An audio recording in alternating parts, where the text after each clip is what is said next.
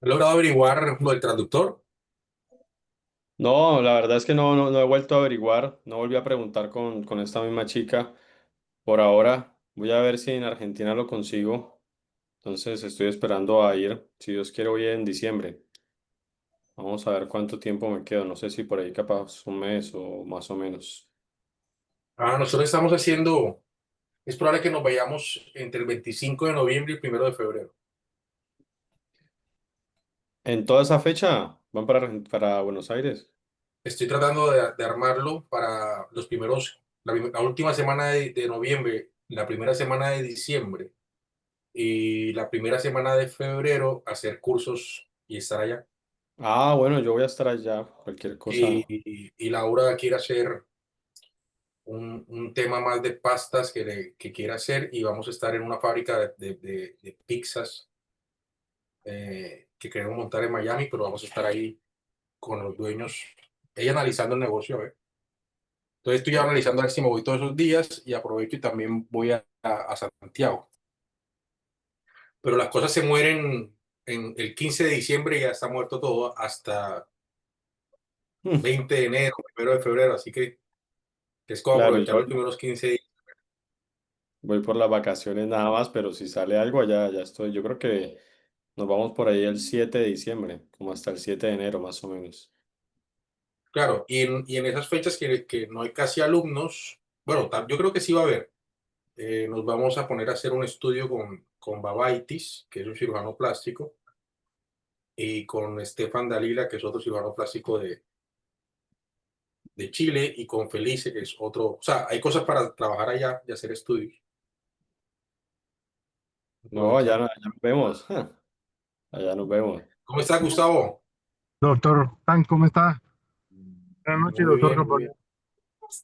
¿Cómo va? ¿Cómo está? Un gusto. Bien, señor, ¿usted Qué cómo ha bueno estado? saludarlo de vuelta. Sí, muchas gracias. Oiga, le agradezco porque me puso a estudiar mucho el viernes pasado, pues la conferencia pasada. Ah, Creo que ha sido testigo ayer que estuve hablando con el doctor Tan en un corto pedazo, me puso a estudiar mucho, mucho. Pero muchas gracias, muy chévere. no, es con gusto. Con la Falta esta expectativa que hoy sea igual o mejor. sí, falta esta y yo creo que de pronto el otro martes es un poco más compleja, pero más que todo por la física. Sí, yo creo que Andrés, la del próximo martes, creo que vamos a hacerla igual de súper interesante, pero hagámoslo un poco más el objetivo, la práctica, la misión del estudio, de lo que tú haces, ¿sí? Sí, El por qué el medicamento funciona, que darle tips de cómo se hace, pero yo creo que ya eso es un siguiente es que nivel, sí, de pronto así Doppler que es está un poco bueno, más enredado, un poco, pero vamos a tratar de simplificarlo. perfecto. Estamos esperando a la doctora, ¿está por allí? Todavía no ha llegado. No, la doctora Arroyo no la veo. Ahí está Ya, la se acaba de conectar. doctora María. María Arroyo, ahí Oli, ¿cómo estás? Hola, Gustavo. Hola, doctora Ah, Arroyo, ¿cómo ¿cómo está? está? Acabo de llegar, pero sí corriendo. Discúlpame, discúlpame esos 3 minutos. Y Gustavo parece que no ha salido todavía. No, yo voy en camino, yo estoy llegando, pero acá me conecté en el carro mientras estoy a 10 minuticos y ya me puedo unir al computador. Bueno, perfecto. ¿Cómo está mi doctora? Hola, doctor Enrique, ¿cómo estás? ¿Nos ha pensado un poco esta semana? Por supuesto que sí, todo el tiempo. Buenísimo. Hola, doctor Muy Carbonell, ¿cómo bien, muy estás? bien. ¿Cómo vas? Bien, ¿no? ¿Cómo va? ¿Cómo está? Muy, muy bien, muy bien, muy bien. Bueno, yo voy a preguntar primero antes de. Porque yo, la verdad, en ecografía de Doppler de pene, pues los expertos son ustedes, ¿cierto? Yo he incursionado en la próstata, en la hidronefrosis, pero en pene y Doppler no tanto. Entonces, para que, de todas maneras, quería como contarles eso, pues yo estaba leyendo pues los aspectos que uno evalúa, pero pues ahí sí es un tema un poquito más espinoso para uno como urólogo, ¿cierto? Y más complejo de Tranquila, abordar. Doc. Eso, entonces yo Por quería eso, por como, eso, como aclarar primero, primero a los expertos. O sea, Por esa razón, mi doctora, todavía tenemos una semana más para estudiar. La aplazamos el Doppler de pene para el próximo webinar y este Uy, webinar, sí, hidronefrosis. bueno, enhorabuena, porque la verdad ese es un tema que he estado leyendo pues el tema de estímulo de Cabernet, todas esas cosas y todas las aplicaciones. Entonces, quería era como contarles eso. Perfecto. Pfizer, que es la compañía que maneja el producto eh, original, digamos así, una palabra, o el más costoso, se nos va a unir a un curso que vamos a hacer, si todo sale bien, en el mes de septiembre o en octubre. Así que la vamos a invitar a la doctora para que haga parte del equipo de instructores. Eso lo va a Gracias. impartir el doctor Andrés Carbonell. Lo más probable es que sea en su ciudad, el primer curso, en la ciudad de Medellín. ¿Listo? Así. Entonces, doctora, Gracias, muchas gracias por tener en cuenta. siendo hidronefrosis el tema de hoy, Ah, bueno, sí, entonces, ya. Sí, ya. antes de empezar, no sé si quiere hacernos unas preguntas, unos objetivos que quiere saber, o escuchamos al doctor Andrés y después vemos. Sí, está bien, de acuerdo, sí, porque la hidronefrosis tiene escenarios que pueden ser muy variables, es un universo, ¿cierto? Las causas de hidronefrosis y el abordaje de ella. Entonces, digamos que estamos hablando de niños, estamos hablando de adultos, patología litiásica, es un universo de posibilidades, ¿cierto? Es fisiológica, es sobre distensión vesical, ¿qué es? ¿Qué es? ¿Cierto? O sea, hay varios contextos en los cuales eso puede ser. Es un hallazgo incidental, estamos hablando de gestante, entonces tiene varios componentes que vale la pena ahí como conocer bien como en qué lugar se está. Perfecto, ya estamos grabando el webinar, ¿sí? Sí, Sí, todo sí. bien. Perfecto, muy buenas noches a todos ustedes, gracias por estar acá, los participantes que están ahora mismo en vivo y conectados. Hoy es 15 de julio de 2025. Recuerden que este y todos los webinars que vamos a estar hasta el 18 de noviembre van a estar colgados cada 45 días. Vamos a colgar 5 o 6 webinars en nuestra página de YouTube, en Gilmédica y en Ultrasonolab. Así que bienvenidos. El mes de hoy, este mes, el día de hoy, hablamos temas de interés de urología y hemos mejorado un poco la dinámica. Tomamos la decisión de invitar a 2 expertos y hoy nos acompaña nuevamente la doctora Royo, uróloga, y el doctor Carbonell, radiólogo. Así que a partir de este momento está con ustedes el doctor Andrés Carbonell, radiólogo, y queremos escuchar este webinar sobre hidronefrosis. Doctor Andrés Carbonell, bienvenido. ¿Qué más? ¿Cómo están? Buenas noches. Bueno, creo que se escucha bien, que ya estuvimos hablando un rato. Lo que estoy tratando ahora es de que me permitan compartir la pantalla y acá está, compartir. Bueno, creo que ahí ya deben estar viendo bien Sí, la imagen. Entonces, hidronefrosis, que es lo que vamos a hablar hoy. ¿Qué grado tiene esa hidronefrosis? Es como lo hemos titulado, porque ya hemos visto que a través de todo el tiempo que se ha evaluado o que se ha estudiado, se han dado diferentes clasificaciones y creo que no se ha llegado a un consenso, pero vamos a hablar de eso más adelante. Entonces, en el breve contenido vamos a tratar un poco la introducción, que es mucha parte de la que muchos ya conocen, la anatomía, y de ahí para adelante empezamos con otros temas de mayor interés en cuanto a esta clase de cómo medir, de qué medir, si medimos la parte de la longitud, la corteza o el volumen, y cómo vamos a evaluar la hidronefrosis y qué hallazgos ecográficos podemos tener. Entonces ya sabemos que las causas van a ser muchas, ya hay tanto causas intrínsecas como extrínsecas, ya sea por compresiones que se ven por fuera o por obstrucciones que se ven por dentro, sean adquiridas, sean congénitas. Entonces tenemos un abanico muy grande respecto a al inicio de esa hidronefrosis. Entonces vamos a enfocarnos un poco más en el hallazgo como tal. Y la ecografía, entre todos los métodos, ya sabemos de pronto sus fortalezas y sus debilidades en cuanto a que no maneja la radiación, es mucho más asequible para la población, que de pronto sí es de operador dependiente, cómo mide la hidronefrosis, qué grado usa, qué grado yo interpreto como especialista tratante. Entonces, para la parte de la anatomía, es un pequeño resumen, nada más. Tenemos un riñón en longitudinal, donde tenemos que aprender a dividir la parte del parénquima por ecografía o por cualquier método de imagen y la parte de la corteza. Entonces ya sabemos que la parte medular no la vamos a incluir en las medidas de la corteza, o sea, la parte de las columnas y de las pirámides, y ya la parte del seno, ¿cómo la vamos a ver? Obviamente, dependiendo de cada estructura, va a tener una ecogenicidad o una característica ecoica diferente, dado por su materia. Entonces aquí tenemos un ejemplo del diagrama, un riñón en longitudinal, donde aquí tenemos una representación de una ecografía viendo un riñón en longitudinal. Esta es la parte de los senos, toda esta es la parte de los senos donde van a estar los cálices menores, mayores y dirigidos hacia la pelvis. O sea que esto es topografía del ilio, donde van a estar la parte arterial, venosa y la parte del uréter llegando o saliendo de la pelvis.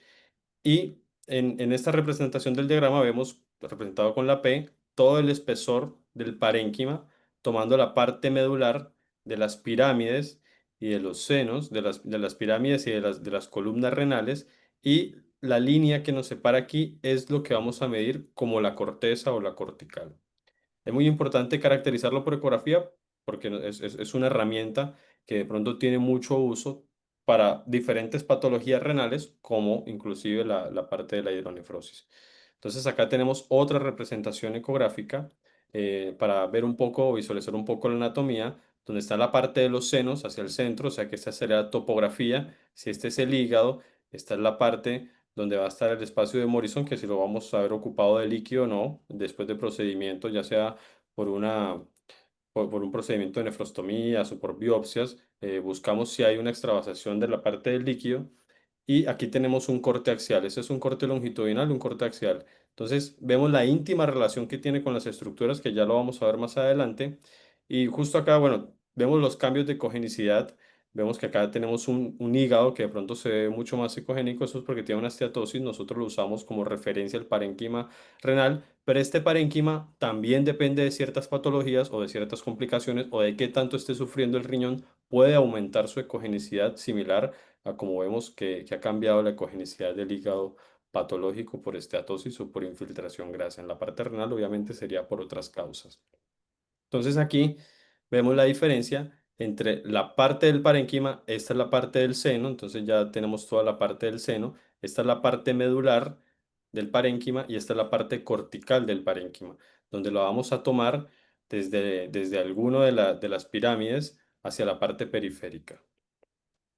¿Por qué es importante de pronto esta imagen donde hay dos gráficos de resonancia y un gráfico de tomografía? Es por la ubicación, ya que tenemos esa forma como afrijolada del riñón, sus polos superiores el riñón se apoya en el psoas, entonces al estar apoyado en las psoas anatómicamente le da una cierta angulación diferente a la longitud estricta del pronto del cuerpo, ¿no? De pronto una línea axilar media estricta va a estar muy diferente ubicado el riñón porque su polo superior va a tender a ser un poco más medial y posterior y sus polos inferiores van a tender a ser un poco más laterales y anteriores. Entonces este es un corte sagital donde vemos parte del hígado, vesícula, eso es parte del sistema porta pulmón, las costillas, porque estamos a un lado parasagital de la columna, parte del intestino, donde vemos una parte longitudinal del riñón que aproximadamente con la longitud estricta tiene unos 15 grados, y la parte del ilio, que va a estar angulado al estar apoyado más o menos hacia unos 30 grados, y ahí eso es importante ¿para qué? Porque tenemos que conocer de pronto cómo es que va a estar ubicado ese riñón, qué relaciones tiene, por ejemplo, con el psoas, que es esta parte muscular fibrosa. Esto es riñón izquierdo. Entonces vemos la íntima relación con la que tiene con el psoas y la íntima relación que tiene con la parte del vaso. Es más, si tenemos un paciente ya evaluando, o sea que este transductor, si está viendo en longitudinal, ven como cuando respira se desplaza todo el parénquima esplénico y nos empuja un poco más el riñón para que salga de ese escondite de las costillas que a veces nos puede de pronto hacer sombra o hacer interferencia para hacer caracterizaciones mucho mejores de todo el riñón, ¿ya?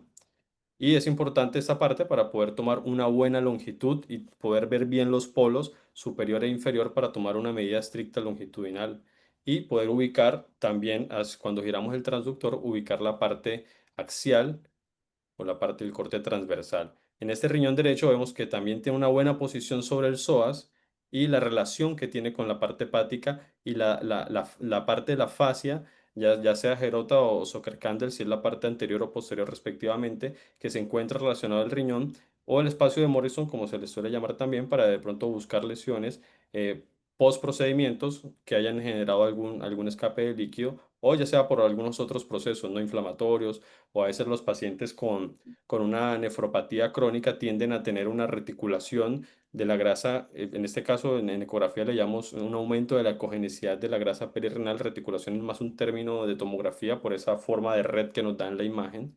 Entonces, vemos la íntima relación que tiene con las estructuras adyacentes. Entonces, ¿por qué hablábamos de cómo está ubicado el riñón y la importancia que tiene? Porque si nosotros tomamos en una línea media estricta al riñón, muy probablemente nos vamos a acercar a estas medidas, donde tenemos un longitudinal de 55 y unos diámetros anteroposterior y transverso exageradísimos. Exageradísimos, ¿por qué? Porque si ubicamos muy bien el riñón, podemos tener un diámetro longitudinal mucho más fiable, que cambia de 104, y a pesar de que el diámetro longitudinal es mucho mayor, ven que el volumen renal tiende a ser un poco más certero. Y yo tengo que ubicar el volumen. ¿Por qué? Porque vamos a hablar más adelante si de pronto es mejor evaluar volumen, longitud o corteza, pero es muy importante para que sea representativo con otros estudios, como resonancia o con la parte de tomografía. ¿Cómo vamos hasta ahí? Sí, muy bien, doctor. Quería como hacerte una pregunta con relación a eso. Por ejemplo, cuando uno está haciendo este tipo de estudios, por ejemplo, en el caso mío, que tengo pues un ecógrafo pues que realmente pues es portátil, que pues que es básicamente, es un Clarius, ¿cierto? El mío es convexo, ¿sí? Entonces, tú dijiste, "Ay, bueno, hay una maniobra que es interesante, que es decirle al paciente que tome aire profundo, pues para que las imágenes de las costillas no hagan como esa sensación de como esa sombra acústica que nos limita la visual realmente del parénquima renal y nos da una, una visión alterada, no permite una buena medida. Entonces, tú ahí recomiendas, por ejemplo, utilizar el convexo, que es tú que eres el experto para nosotros los urólogos, ¿qué tipo Claro, de ecógrafo hay? Unas sugerencias los, que claro, los transductores lineales nos dan mucha mejor resolución para las estructuras que están más cerca. Y en vista de que ustedes van a estar también aportando no solamente con la parte de un riñón nativo, sino en un riñón trasplantado, que ese riñón lo suelen colocar ¿dónde? En la parte de la fosa ilíaca, donde va a estar en la mucho, pelvis, claro. claro, en la pelvis donde está mucho más cerca a la pared. Entonces ahí puede ser que de pronto se tenga una buena caracterización y hasta de pronto hasta un poco mejor. Obviamente dependemos también del tejido, del espesor del tejido celular subcutáneo del paciente, ¿no?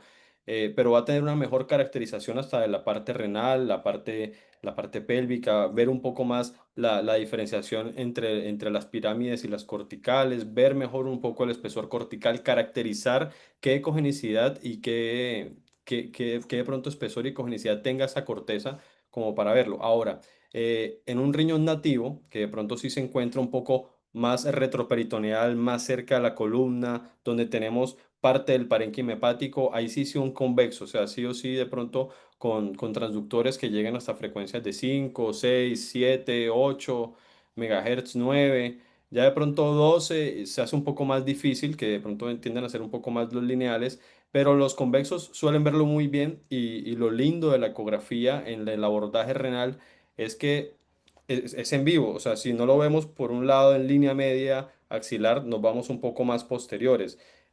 Cuando aprendía ecografía, nos solían decir apoyar el transductor en la cama y apuntar hacia arriba, entonces buscar esos planos posteriores, porque a veces cuando de pronto el paciente tiene, a veces en el Doppler renal, por ejemplo, cuando tenemos pacientes que tienen un diámetro abdominal mucho más amplio, y que por la periferia también, y se hace mucho más difícil y nos toca abordarlo, aunque de pronto no sea la mejor opción, pero nos toca abordarlo por la parte posterior, porque de pronto se nos hace mucho más cerca la distancia de que va a estar el riñón entre los cristales del transductor.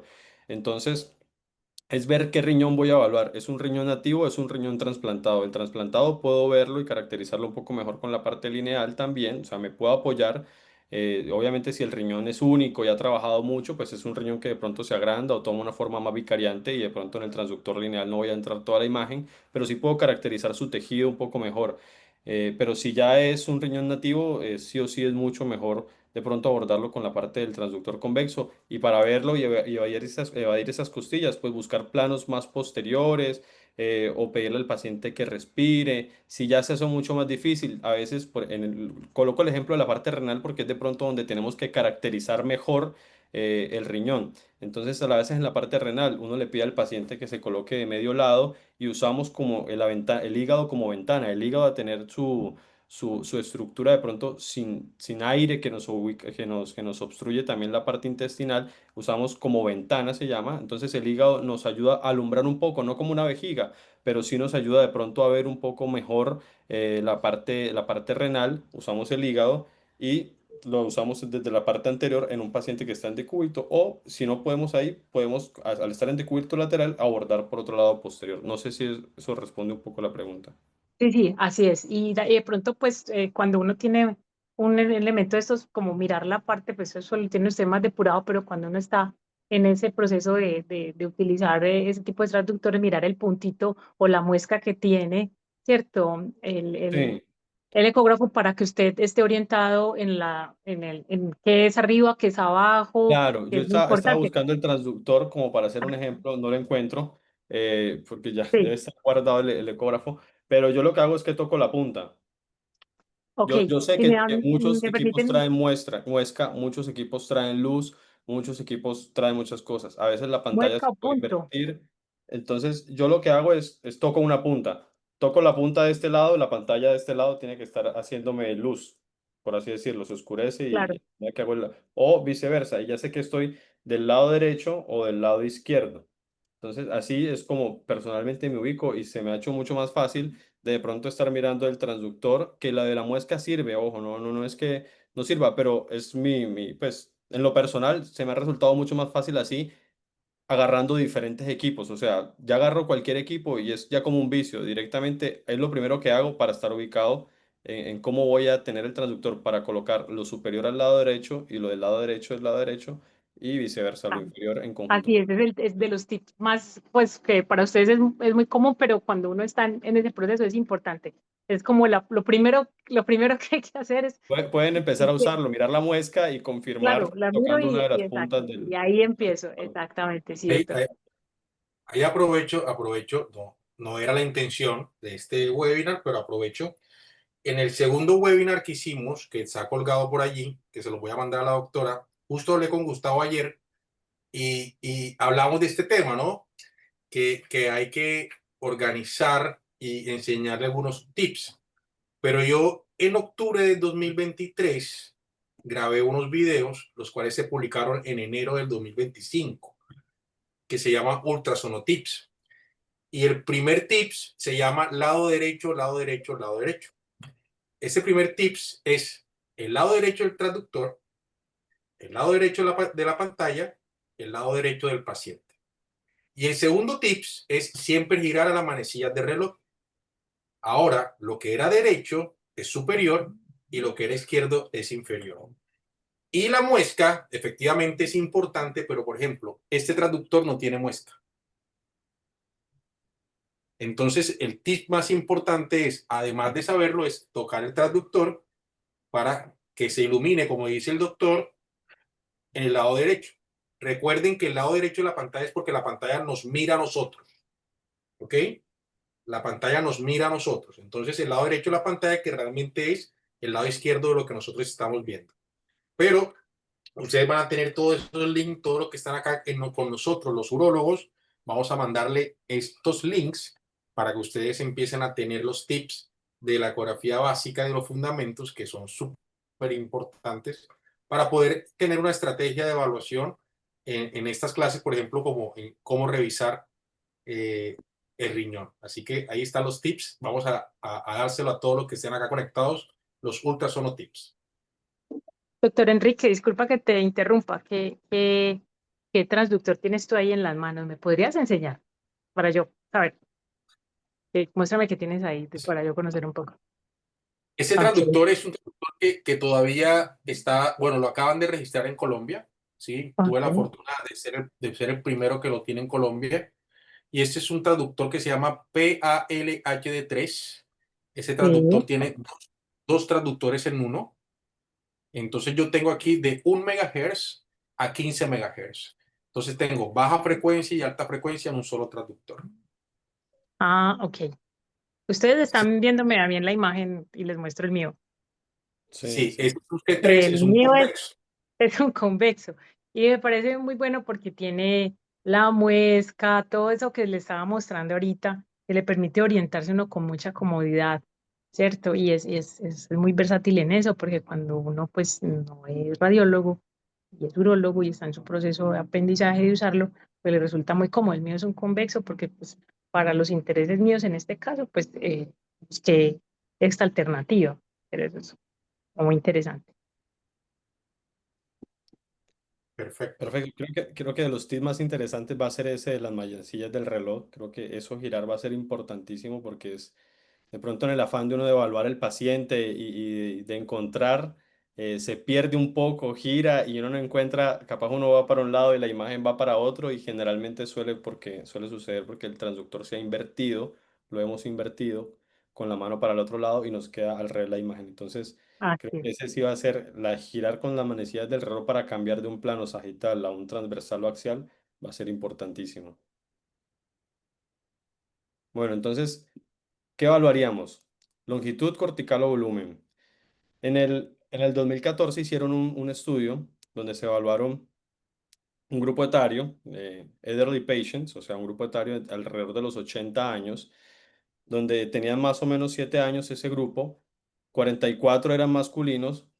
Para hacer el estudio agarraron pacientes que tuviesen alguna falla, una falla, una disfunción renal, y evaluaron con varias fórmulas, con diferentes fórmulas, con Crocov, con MDR, con y los evaluaron todos y los compararon con el clearance de creatinina en las 24 horas para de pronto hacer inclusión de estos pacientes y cuál se acercaba más, a de pronto decir qué tanta disfunción renal tenía.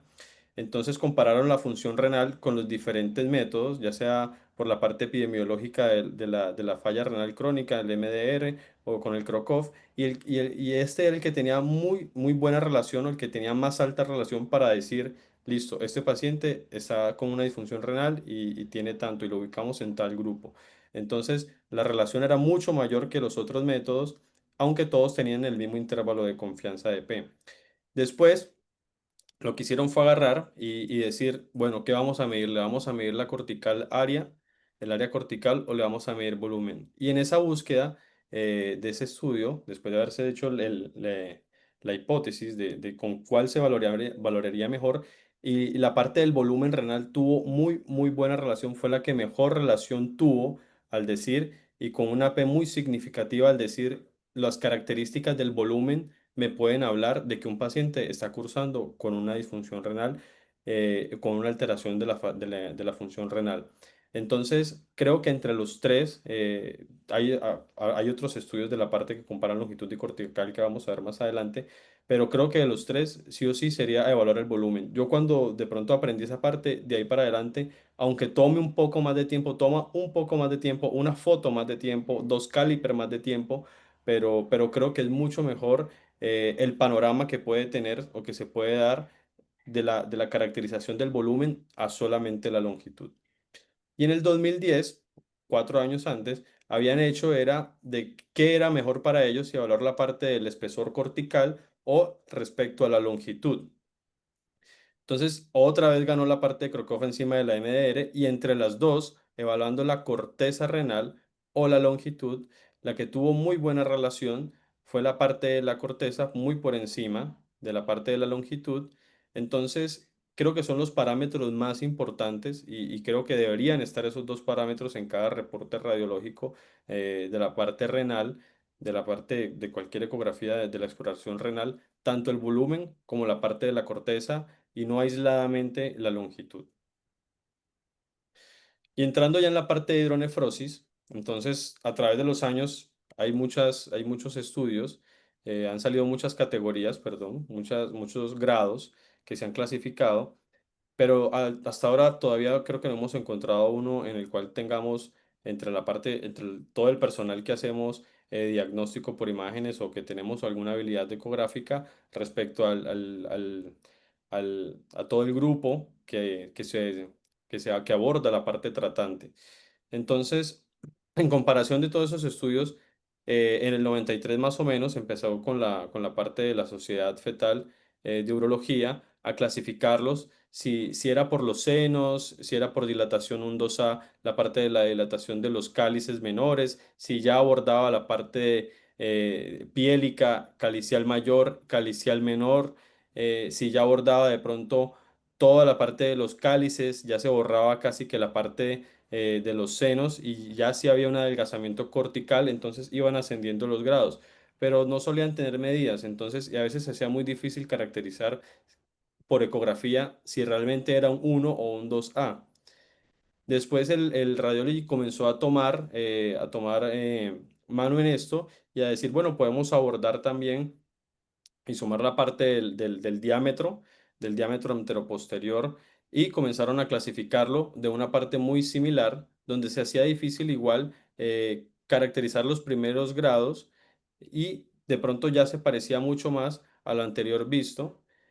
Después, en el 2014, con la dilatación del tracto urinario, la clasificación también se abordó y además se aportó la parte de qué tanto riesgo puede tener un paciente, ya sea un paciente que ha venido de pronto con esa parte congénita, qué tanto riesgo puede tener de que de pronto evolucione esto a una falla renal, porque obviamente con toda esa retención de orina va afectando un poco todo el flujo normal que va teniendo la parte renal y que va a repercutir en su función. Y después, Onen hidronefrosis, que había hecho una en creo que en el 2003 más o menos, y después volvió y la modificó para el 2016, donde directamente no tomaron los diámetros anteroposterior, sino que se fueron más a la característica del riñón en un grado 1, donde vieran solamente la dilatación, ya si de pronto la dilatación era calicial y de la pelvis, ya si de pronto la médula, la parte medular de la parte del parénquima, la parte medular se hacía mucho más delgada, pero la corteza seguía respetada, o si ya había una afectación de la parte cortical.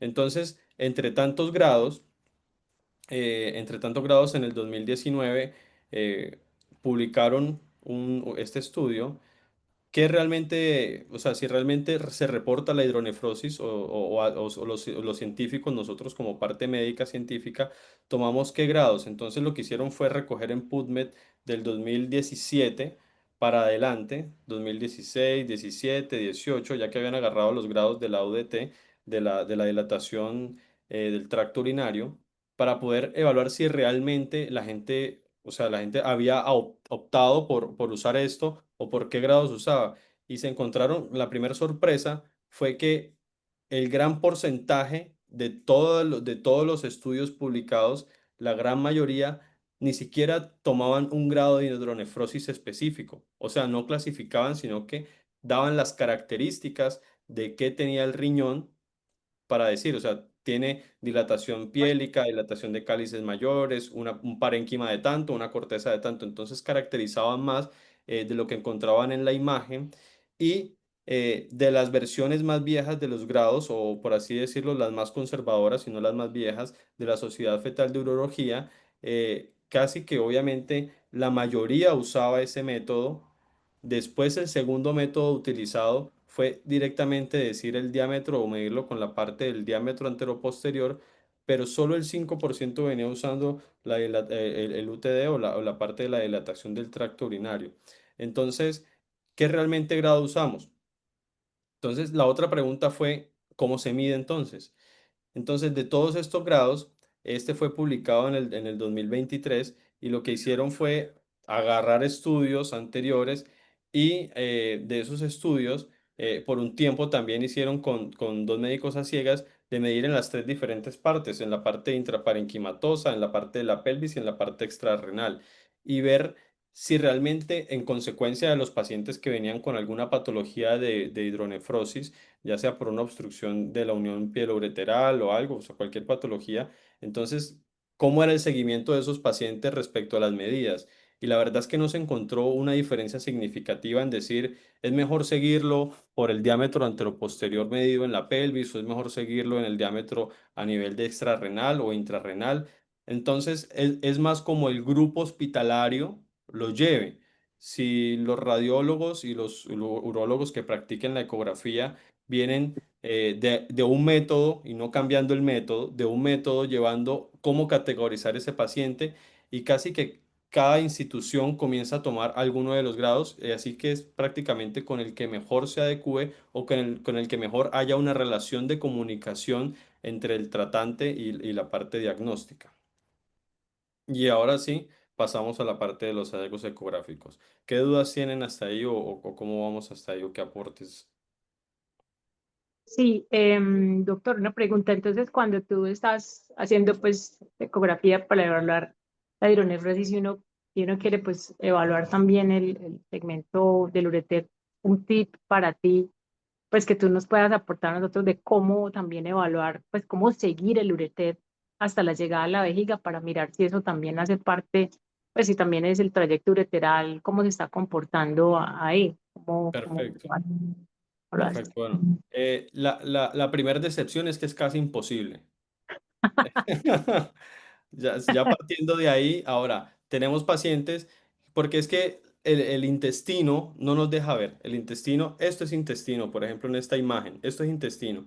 Es una Ah, parte de una columna aérea donde en el fondo el aire directamente ya bloquea toda la imagen porque el sonido ahí se propaga y muere. Entonces, el intestino nos va a obstruir, o sea que seguir un uréter es muy, muy difícil, depende mucho del paciente, o sea, casi que si nos vamos a una ley de Pareto, el 80% no le vemos el trayecto completo del uréter. De pronto sí, lo que sí vemos son en el caso de los cálculos, son los cálculos en el uréter distal porque nos ayudamos por la vejiga o los cálculos que están muy proximales en el uréter. Esa parte proximal de pronto se le puede hacer un seguimiento. Pero para encontrar de pronto la pelvis y de pronto tratar de oblicuar o seguir más mejor ese trayecto, es muy importante. Por ejemplo, acá tenemos esta aparente hidronefrosis. Entonces, ¿por qué le digo aparente? Porque una herramienta va a ser el Doppler.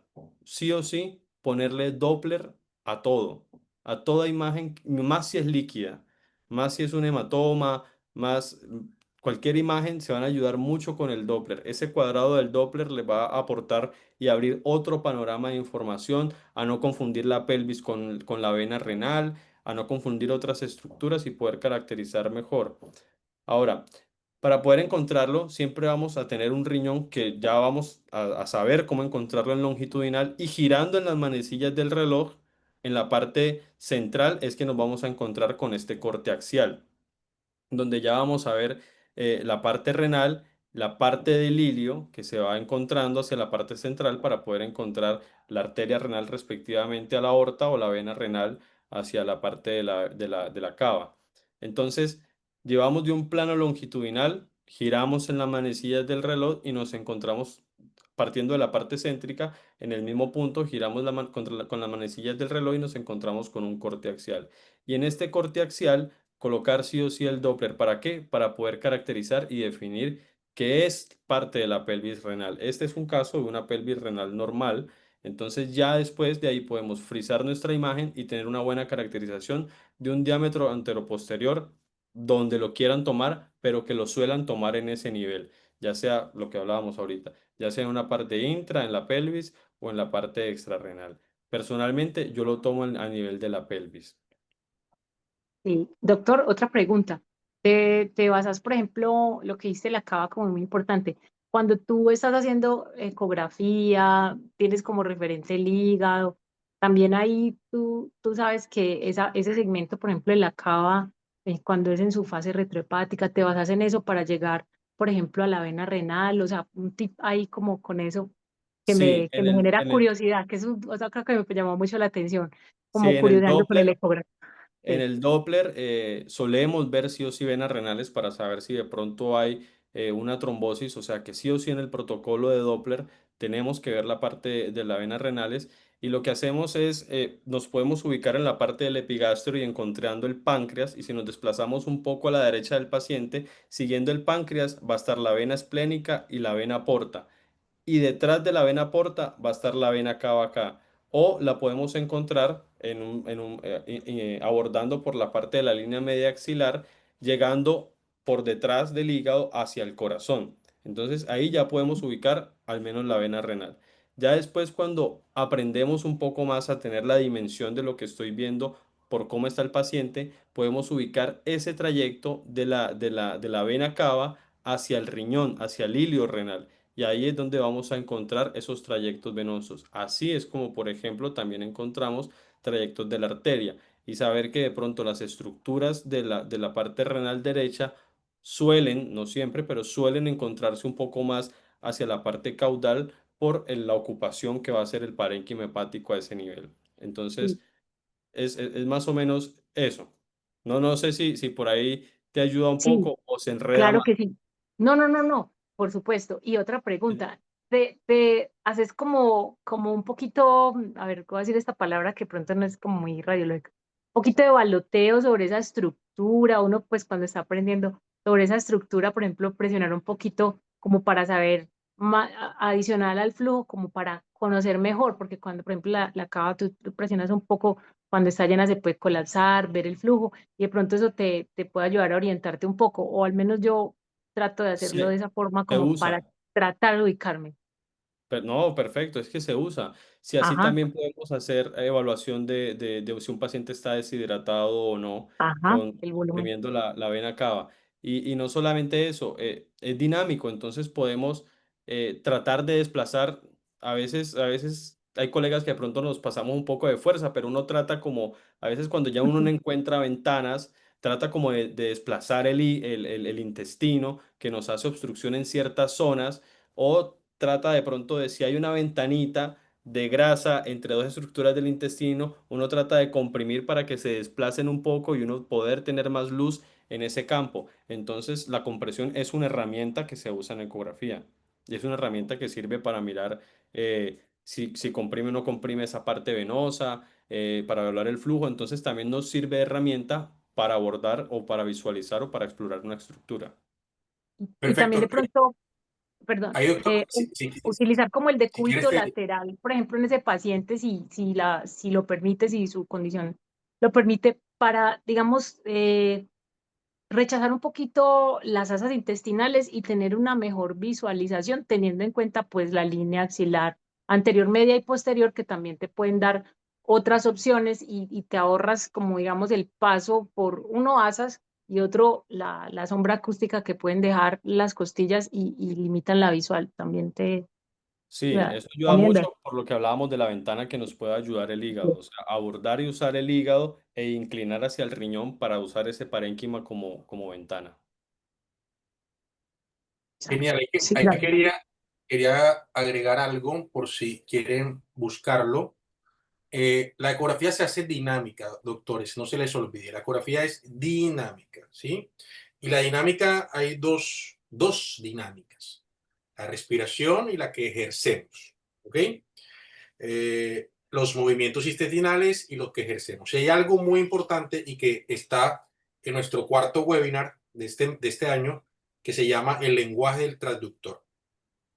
El lenguaje del traductor, que es un artículo que está publicado hace muchos años, es importante y esa es la diferencia del operador. Un buen operador es el que empieza a dominar el lenguaje del traductor. Y en los ecógrafos lineales y convexos, la diferencia en el lenguaje del traductor es uno o dos, pero los principales son compresión, barrido, ¿sí? Compresión, barrido, angulación, ¿sí? La angulación no es más que mover el transductor en el mismo eje. Tú estás en el eje y angulas, ¿ok? Eso es angulación. Barrido, rotación y compresión. Esas son las principales. Y cuando tienes un transductor convexo, como el suyo, hay algo que se llama acodamiento o ROC. Usted acoda el transductor. De esa manera, usted va a poder determinar varias cosas. ¿Y por qué es importante eso en los fundamentos de ecografía? Esta imagen que ustedes ven en la pantalla, por ejemplo, esta imagen puede ser varias cosas. Esto puede ser un quiste. Esto puede ser una dilatación vaginal. Esto puede ser cualquier cosa, ¿no? Porque tiene que ver con el estado de la materia, las ecoestructuras. Ahí lo que estamos viendo es una imagen anecoica que per se tiene que ser líquido. ¿Estamos? ¿Por qué? Porque ahí también Sí, claro. hay un artefacto que es un patrón líquido. Entonces ya yo veo que es una imagen anecoica y que tiene el patrón que se llama refuerzo acústico posterior, que es esa sombra blanca que está por ahí debajo de esa imagen negra. Pero eso lo da la carótida, eso lo da la vejiga, eso lo da el quiste. Y un quiste Ahora, parapiélico ¿qué se tengo que puede hacer? confundir con hidronefrosis ahí. Ahora, ¿qué tengo Sería que el... hacer? Sí. Tengo que hacer Ese, rotación. Entonces yo veo una imagen redonda y hago rotación y la imagen, entonces ya no está en quística. Ya la imagen empieza a tener las características del sistema pielocalicial. Además, ahora comprimimos y ya no se comprime tan fácil. Además, no usamos solamente el modo B, perdón. Usamos el modo Doppler color y el Power Angio. ¿Capta o no capta? Entonces, la ecografía es totalmente dinámica, doctores. Y aquí, por ejemplo, en la clase de hoy estamos tratando de analizar cómo se ve y unos tips de hidronefrosis. Pero para poder entender esto, las preguntas que hace la doctora son bastante importantes. Tenemos que tener algo que se llama conciencia anatómica ecográfica y fundamentos en la ecografía. Y estos fundamentos tienen que ver con estos tips, ¿no? Entonces, no se les olvide. Cuando tengamos el ecógrafo, saber en qué lado estamos. Eso se llama propiocepción ecográfica. Lado derecho, lado derecho, lado derecho. Y siempre rotar hacia la manecillas del reloj. Y siempre, señores, cada milímetro tenemos que hacer angulación, rotación, cohesión, barrido y rock y acodamiento. Si ustedes no hacen en cada momento de la evaluación, ya sea en el abdomen, en la cara, en el cuello, angulación, rotación, compresión y barrido, no están haciendo ecografía porque están haciendo fotogramas en una sola dimensión. Y recuerda que el cuerpo humano tiene 3 dimensiones. Y cuando lo hacemos así, hacemos solamente 2 dimensiones. Por eso es que hacemos corte coronal y sagital para poder interpretar en conciencia anatómica el volumen. Por eso el doctor Andrés hoy nos enseñó un tips importante en ecografía que muchos radiólogos fallamos, es que no medimos el volumen renal. Y eso es importantísimo. ¿Estamos? Recuerden la clase pasada que el doctor nos enseñó cómo se miden las colecciones y se multiplican por 0.52, ¿se acuerdan? De esa misma manera vamos a medir esta dilatación que no deja de ser una colección, pero con la misma técnica. ¿Estamos? No sé si por ahí aporté un poquito más, pero yo creo que tengo un video que después le puedo mostrar si tenemos tiempo. Y seguimos con la clase en esta parte. ¿Qué les parece? Sí, Sí, sí, yo doctor. creo que ya el ojo radiológico lo aportó. Es importante eso porque en este caso es un quiste justo cerca de la pelvis, así que es importante todos esos detalles para no confundir una hidronefrosis con una imagen quística por las características que ya se mencionó y obviamente usando las herramientas. Y porque los otros cálices no suelen estar dilatados, aunque hay patologías obstructivas adquiridas como de pronto un cálculo que pueden bloquear alguna parte de los cálices mayores o alguno de los tres y de pronto generar esa obstrucción. Acá, por ejemplo, tenemos otra caracterización y ya sabemos que todo lo que es negro es líquido. La anterior era un quiste, es líquido, se ve negro. La carótida, la vejiga, la orina, la sangre son líquidas, se ven negras. En este caso, vemos cómo todo, casi que todo el riñón está abarcado, es casi que una bolsa uronefrótica por el adelgazamiento que tiene tanto el parénquima como de la corteza y cómo confluyen todos los cálices, ya se ven cálices mayores, cálices menores, o sea, casi que es todo a partir de una bolsa y esta es otra caracterización ecográfica donde no hace falta ni siquiera ver el otro riñón para saber si este riñón sufre, porque si recuerdan de pronto un poco la imagen, ven cómo es la ecogenicidad, que es casi similar a lo que queda de la parte del seno, de las características del seno, entonces cómo aumenta toda esa ecogenicidad que es un riñón que está sufriendo, sí o sí, muy probablemente por esa obstrucción que lo ha acompañado y que genera toda dilatación de todos los grupos caliciales mayores y el abordaje de los menores también y en la pelvis.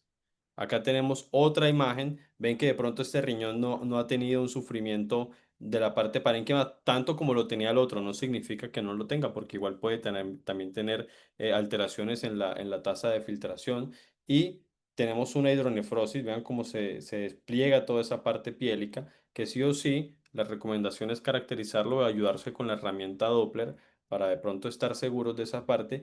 Y aquí tenemos más o menos una caracterización, ya de un resumen, de cómo sería de pronto la imagen en esos diferentes grados de la hidronefrosis, donde ya en el último directamente casi que las estructuras, acá de pronto se conserva un poco más la parte de la corteza, acá de pronto ya la parte medular del parénquima se ha visto adelgazada. Aquí ya directamente ha quedado que la parte cortical y aquí casi que ninguna de las dos estructuras y ha sido ya una hidronefrosis severa donde ya ha abordado o ha dilatado o ha adelgazado toda esa parte del parénquima renal. Doctor, yo tengo una pregunta.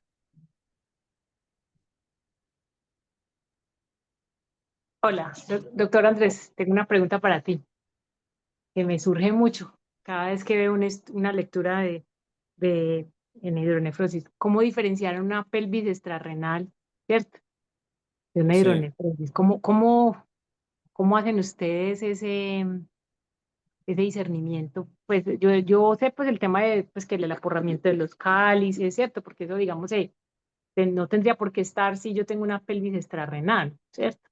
Pero ¿cómo lo hacen ustedes para uno como tener esa diferenciación o Sí, acercarse a eso cuando uno tiene esa duda?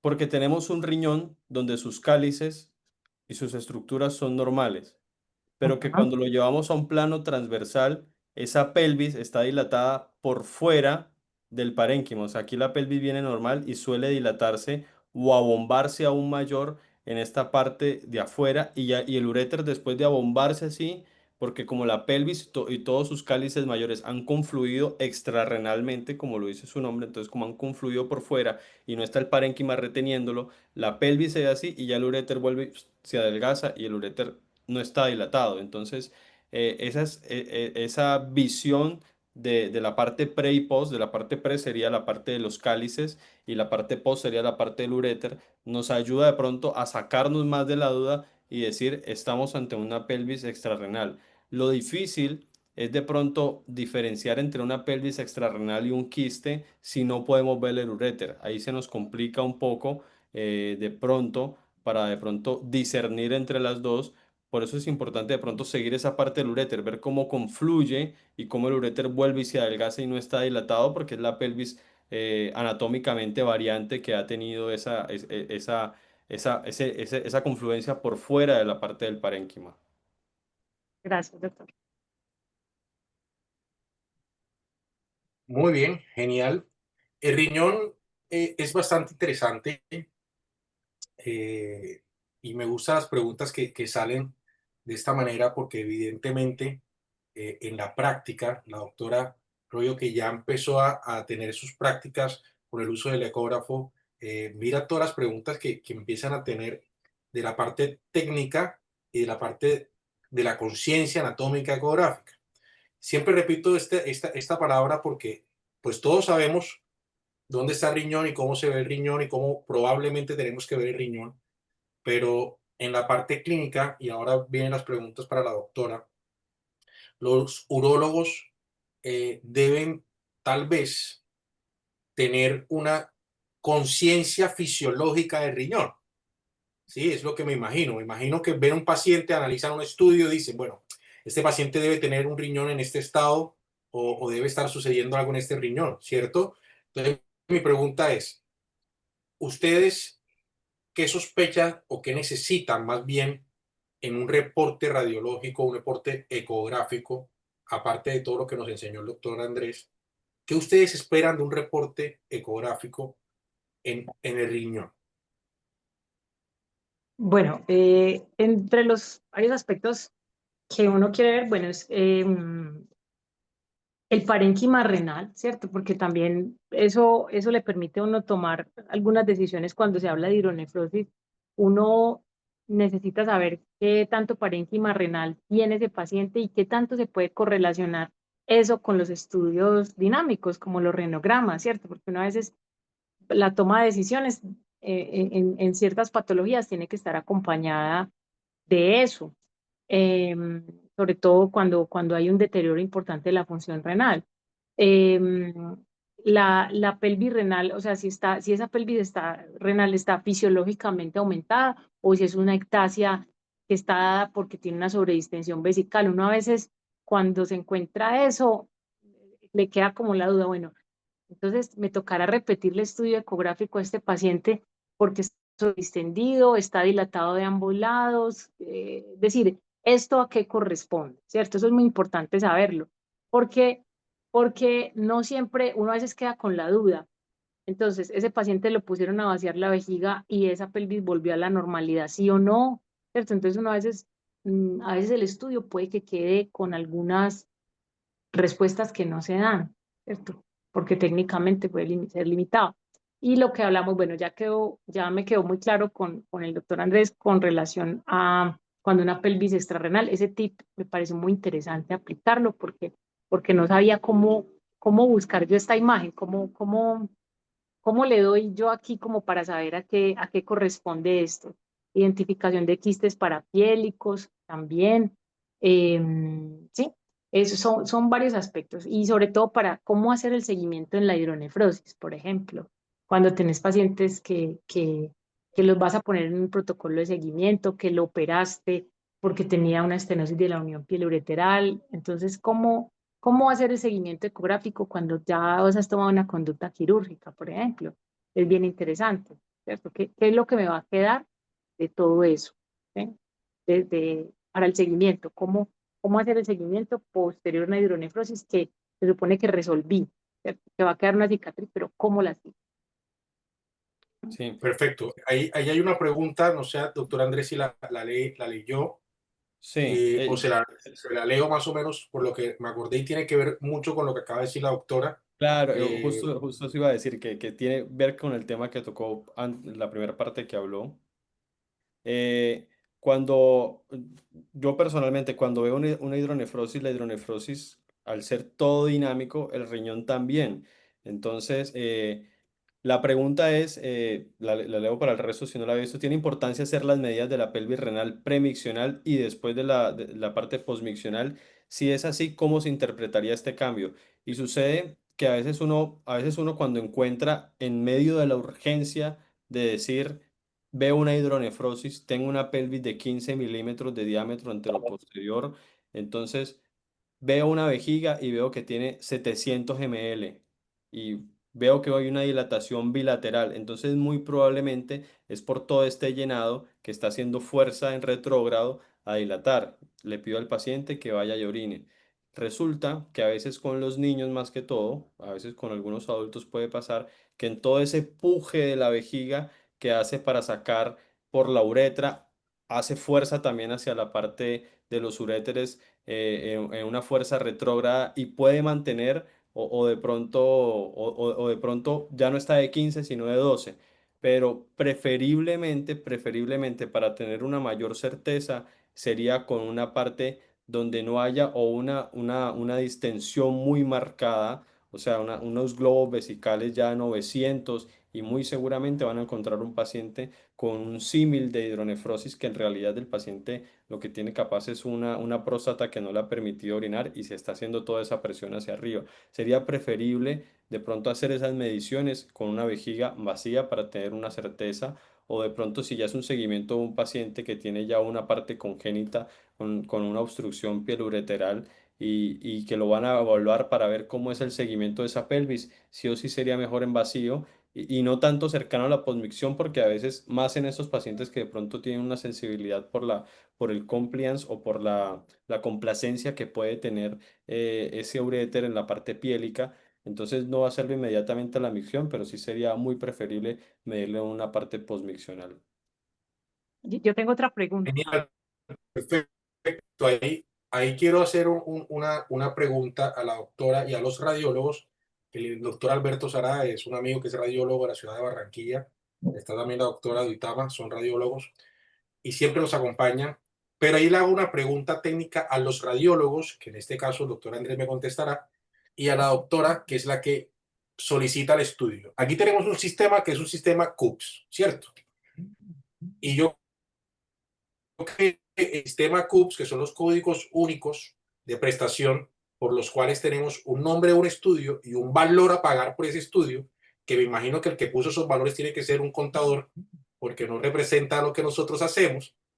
Hay un estudio que se llama ecografía reno-vésico-ureteral, ¿cierto? Se solicita ecografía reno-vésico-ureteral. En el tiempo, en esos últimos 12 años de radiólogo, yo me hago esta pregunta, bueno, pero ¿qué es lo que quieren ver? Porque si yo quiero, vemos una vesícula, una vejiga, vemos una próstata, llenamos la vejiga y si tiene un reflujo, entonces tal vez puedo encontrar una hidronefrosis en un paciente de 72 años por reflujo. Es muy difícil a veces entender estas solicitudes porque no tenemos la posibilidad, o nosotros los radiólogos tenemos un ego tan alto que no llamamos a nuestros colegas, les decimos, venga, ¿ustedes qué quieren?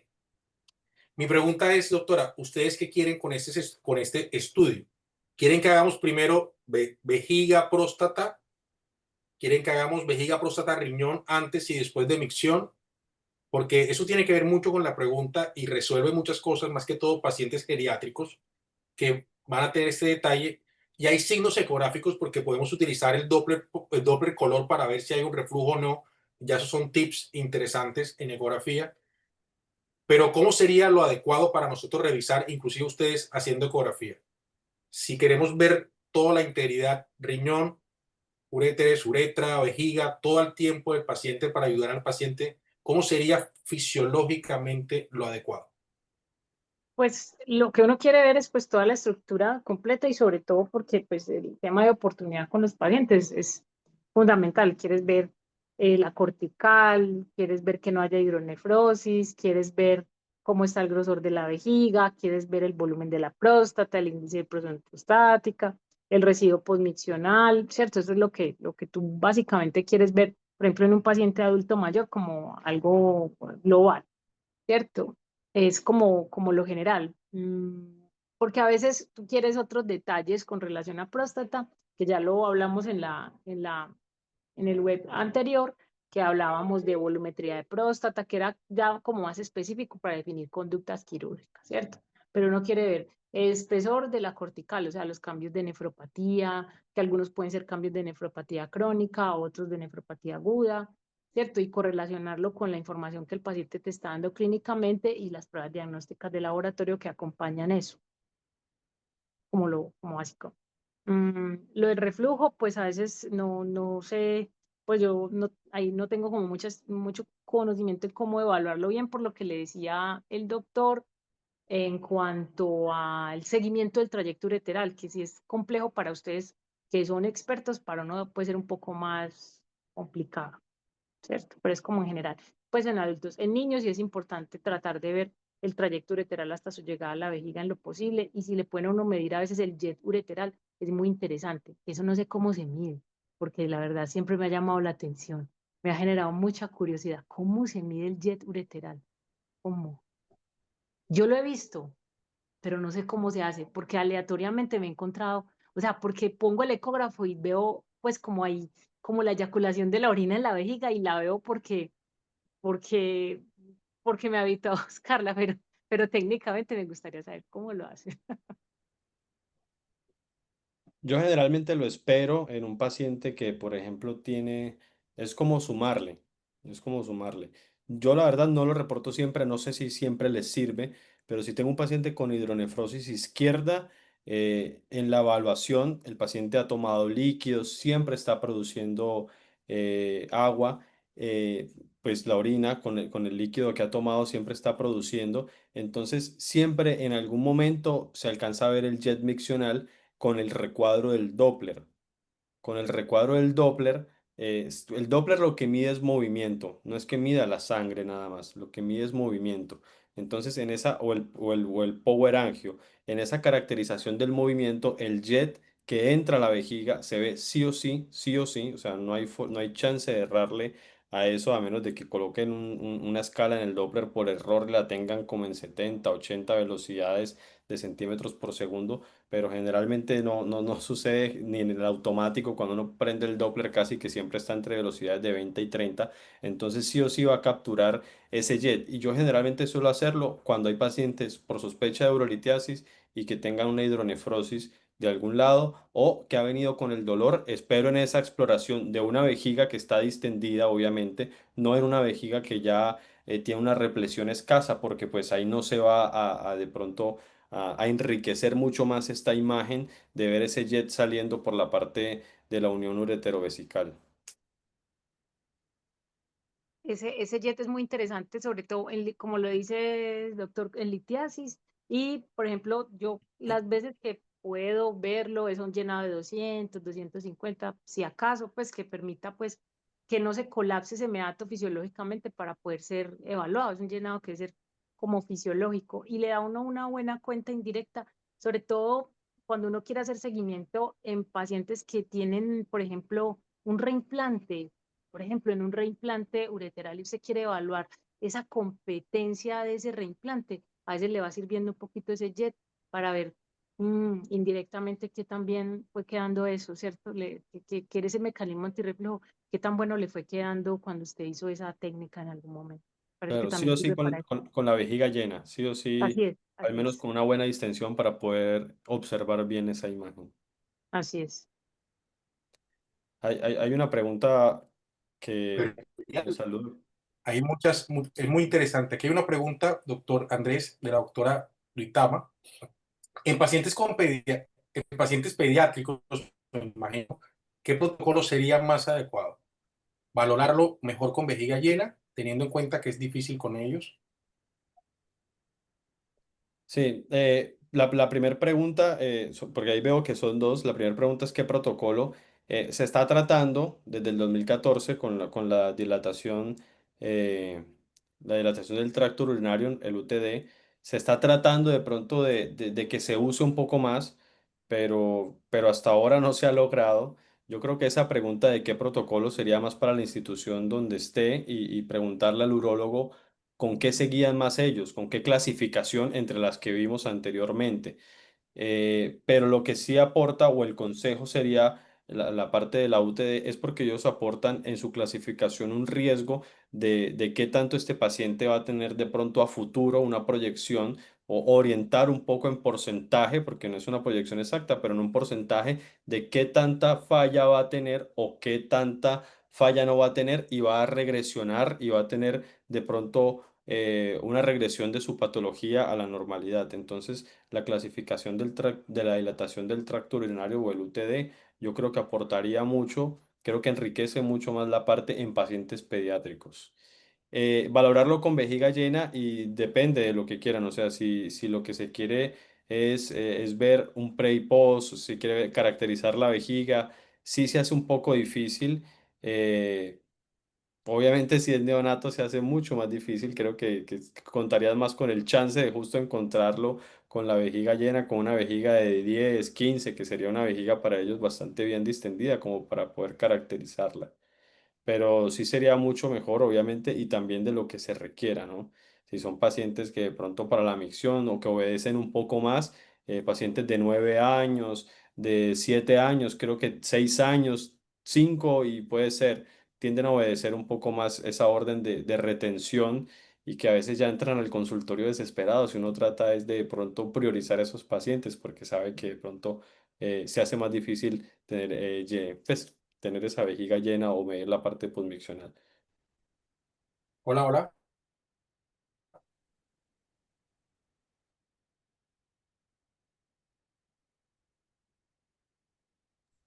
El doctor tiene como inconvenientes de comunicación.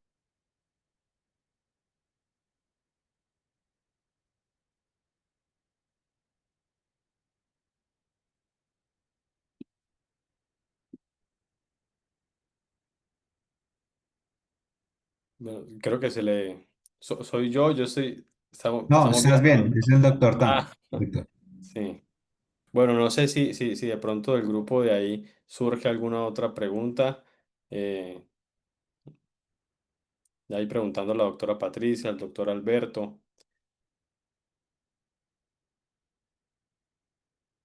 Más allá de la hidronefrosis, hay un estudio que también hicieron que fue caracterizar por histopatología y la caracterización ecográfica de qué se podía encontrar en la parte de la falla renal, caracterizándolo también por biopsias, ¿no? Y creo que esa parte es importante porque uno se tiene que apoyar mucho también en la clínica del paciente. No todos los riñones tienen la misma ecogenicidad, tienden a ser hipoecoicos. Sí, tienden a ser hipocoicos en su parénquima y en la parte de la corteza más que todo, pero, pero mucho en la clínica. O sea, ya si el paciente a mí me dice que de pronto tiene signos de alguna infección y por incipiente aumento, yo prefiero colocarle que tiene, o sea, si tiene una clínica que respecte, porque hay veces que uno le enseñan que tiene que encontrar la parte piramidal ecogénica en el cuadro para decir que es una pielonefritis, pero pocas veces en la vida la he visto. Creo que la habré visto unas 6 o 7 veces en los últimos 2 o 3 años. Entonces, no siempre uno cuenta con encontrar esas imágenes. Entonces, caracterizar más allá de la hidronefrosis, caracterizar la parte de la caracterización del parénquima, cómo es su ecogenicidad, cómo es su estructura es muy importante. Y más que todo, reconocer la anatomía, porque muchas veces se suele confundir hipertrofias de la columna de Bertin o de la columna renal con tumores. Entonces, eh, creo que hay que ver mucho el riñón y creo que evaluar el volumen nos ayuda a obligadamente tener que explorarlo en sus planos longitudinal y tener que llevarlo a un sagital para poder verlo.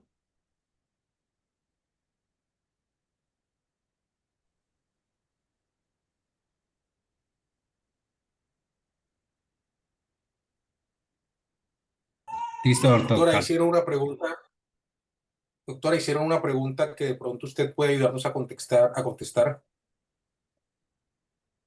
Sí, aquí estoy leyendo, dice, en el caso puntual de valorar el paciente con poliquistosis renal y se acompaña de pelvis extrarrenal, los urólogos, ¿qué necesitan precisar en el informe? Bueno, ahí, por ejemplo, sí, uno lo que necesita saber, bueno, si tiene un riñón poliquístico, pues tiene que pues, mirar y aclarar también en otras imágenes esos quistes a qué corresponden, pero si se asocia a hidronefrosis o no, pero entonces em, la pregunta es como, ¿qué es importante saber? Bueno, si tiene quistes, pero que no tenga dilatación del tracto urinario en relación a esos quistes, ¿cierto? Que eso no sean, digamos, la génesis de la hidronefrosis y que eso corresponda a una pelvis extrarrenal. ¿Sí? Ya eso es un aspecto técnico más complejo de la radiología para, para uno leer, ¿cierto? ¿Ese quiste Sí, eso, comprime eso, intrínsecamente o no la pelvis renal? ¿Cierto? Esa sería como la pregunta para uno.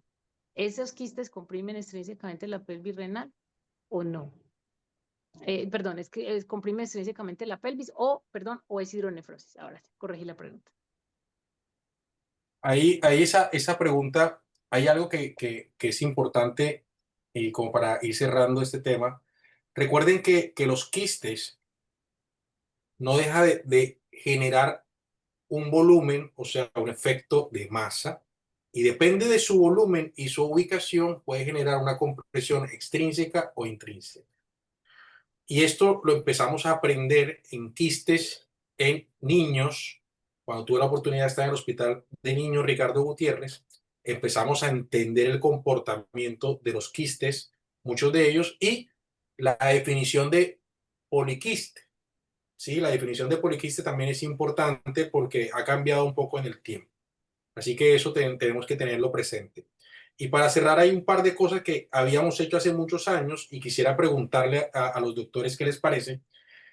Tomamos la decisión en algún momento en el Hospital de Niños Ricardo Gutiérrez en hablar con urología y decir, venga, ¿qué le pasaría en el futuro a este niño con hidronefrosis? Sería interesante hacer como una historia clínica o una ruta de vida de este riñón desde hoy, porque tuvimos la fortuna de hacer este diagnóstico y empezaron a pedir ecografías renales muy seguidas a todo el N, a todos los pacientes, cosa que hoy creo que en Colombia no se hace, sea, no, por lo menos mi bebé que tiene 15 días no le han pedido una ecografía renal, que deberíamos hacerlo, y yo no se la he hecho tampoco. Les hago una pregunta a la doctora urologa que nos va a contestar esto y se me saca la duda. ¿La hidronefrosis temprana puede ser causa de hipertensión? Sí, eventualmente sí, si es sostenida, no fisiológica, ¿cierto? Entonces, en teoría, uno la debe estudiar desde varios puntos de vista, ¿cierto? ¿Es niño? ¿Es niña? ¿Qué compromiso de la función renal tiene?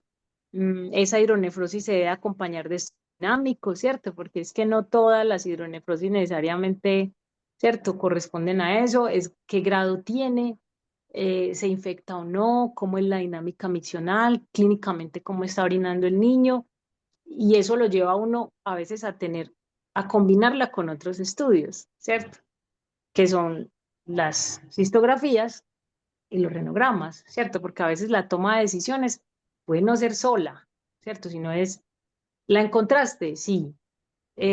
¿Cómo está su función renal? ¿Se infecta? ¿Cómo orina?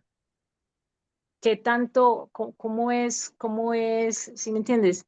¿Cómo es el renograma de ese paciente o es una cistografía? ¿Hay reflujo o no hay reflujo? ¿Cierto? Eso tiene que estar acompañado de otros elementos, ¿cierto? Para que la decisión, para que el seguimiento realmente sea ajustado a las necesidades reales. Perfecto, doctor Andrés, la última pregunta. ¿Usted realiza Doppler renal aunque el urólogo no se lo pida para la hidronefrosis? No, la verdad es que no, porque no lo reporto porque no lo piden. Sí uso el Doppler para buscar la parte de la hidronefrosis, pero no es que haga el ejercicio de tomar velocidades de aorta, velocidades en tercio proximal, medio e iliar, velocidades en el parénquima en la parte del polo superior, polo medio, polo inferior, ver la relación que tenga ese aumento de las velocidades o no. La verdad es que es un estudio que lleva una parte mucho más de tiempo que una ecografía renal. Eso es, como ven, ya con decirles más o menos lo que medimos, es mucho más de tiempo y porque tiene sus dificultades siempre, que el paciente esté en ayunas para poder tener mejor visualización por el meteorismo que de pronto se acumula con la ingesta. Entonces, también depende mucho del paciente. Entonces, si no lo podemos ver por delante, colocarlo en decúbito, mirar si podemos buscarlo por detrás, si nos conviene mejor una parte supino, una parte prono para la exploración. Entonces, generalmente, por todos esos detalles, no. Perfecto, hago esa pregunta y los dejo allí para que ustedes lo analicen. Como radiólogo intervencionista, hace unos años empezamos a detallar o analizar que habían cambios en la tensión arterial en los pacientes con hidronefrosis severas que necesitábamos hacer procedimientos y empezamos a ver que había un cambio en el índice de resistencia importante. Algo que no está escrito, algo que no está reportado, no hay artículos sobre esto, es algo que empezamos a encontrar de forma fortuita. Así que, doctora Rollo, doctor Carbonell, creo que eso es un estudio bonito que podemos hacer pronto, porque las hidronefrosis sostenidas, más que todo en nuestro sistema de salud, que el doctor Tan iba 48 horas después a hacer la nefro, habían trastornos importantes en ese riñón. Entonces, el índice de resistencia tiene sentido, ¿no? Cambia efectivamente cuando cambia este volumen. Yo les iba a pasar un videito, pero ya se nos hizo muy tarde, así que le mandé un link a todos ustedes. Ese link, que ahora lo vamos a ponerlo público, Sí, es un perdón, link. quiero hacer solamente un solo Dímelo. comentario. Ahí Alberto se la preguntaba si era más útil medir solo el espesor córtico medular, o sea, la parte del parénquima o solo la cortical. Yo generalmente en todos los informes mido el volumen y la parte cortical, pero solamente cuando hago biopsia es que coloco la parte del parénquima y la relación con la cortical. No sé si en el diario, y ahora me entero con la doctora María Arroyo, que de pronto le aporta otra información. Yo realmente solamente diferencio parénquima y cortical para la biopsia, nada más. Pero no sé si en el diario de la ecografía, de una ecografía normal de rutina, qué tanto les aporta o es específica para de pronto pacientes ya con alguna falla renal o en la hidronefrosis, obviamente, de pronto para caracterizarla, pero me refiero ya en la rutina. No, ahí sí desconozco si le serviría. En la rutina yo informo la cortical y el volumen, pero sería interesante saber si el parénquima en la rutina, diferenciarlo parénquima con espesor de, no sé, 12 y cortical de 7, si eso les colabora un poco más. Sí, de pronto uno lo tiene en cuenta, es como la relación corticomedular, como sobre todo para el seguimiento de esos pacientes que uno, que todavía tiene una función renal limítrofe, tiene un aporte funcional como el 20, el 30%, y usted está pensando que ese paciente, si ese riñón es viable, no es viable, qué tanto, ¿cierto? Entonces uno, digamos que la relación corticomedular le va dando como una secuencia de cómo se irá comportando ese riñón en el tiempo y a la larga para definir conductas quirúrgicas, sobre todo esos pacientes que tienen ese aporte funcional de los renegramas que son limítrofes. Eso le suma esa información, ¿cierto? Le llena de elementos. ¿Sí? Perfecto.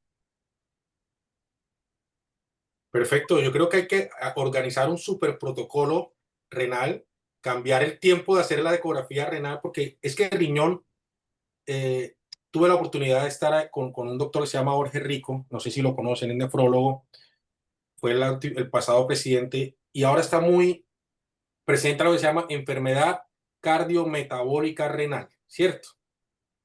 Entonces dicen que todo empieza y termina en el riñón. Eso nos está haciendo hacer que nosotros los radiólogos nos replanteemos cómo lo estamos haciendo. Así que invito a los radiólogos a que estén muy cerca de los urólogos y los nefrólogos porque creo que hay mucho por escribir en la ecografía y en el Doppler renal. Mucho por escribir, ¿cierto? Don Gustavo, ¿alguna pregunta, duda?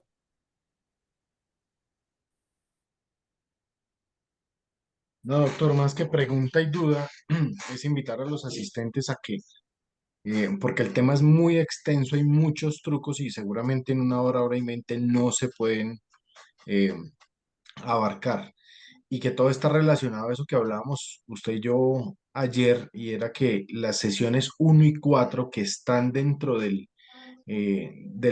sitio de YouTube, del canal de YouTube de Gilmédica y Clarius, pueden encontrar seguramente muchos de esos tips y muchas de esas respuestas que hoy salen acá y que en la práctica pueden capitalizarlo todos los médicos que no son radiólogos, y que la invitación sigue siendo la misma. Hay que aprender, hay que saber. Las imágenes diagnósticas son esenciales y no necesariamente, con mucho respeto y con mucho cariño se los digo a los radiólogos, eh, se pueden hacer y se pueden apoyar ya directamente en consulta, dándole mucha agilidad al paciente, al diagnóstico, al proceso, absolutamente a todo. Entonces, estos webinars, lo único y el único propósito es educar, es darles una alternativa a todos ustedes para que tengan esos tipsitos y este conocimiento a un clic. Y pues nada, invitarlos a que lo sigan consultando y a que sigan participando, no solo de los webinars de urología, sino vienen más, ¿no? Vienen ortopedia, ya se hizo medicina interna, bueno, hay un montón de material que pueden encontrar ahí y pueden aprender. Perfecto, genial. El mes pasado hablamos de vena cava y hipovolemia. Doctor Arroyo, le voy a pasar ese link. Está súper interesante. Enseñó un poco de cómo cambia el diámetro de la vena cava y dice unos tips muy rápidos sobre la vena cava y la hipovolemia.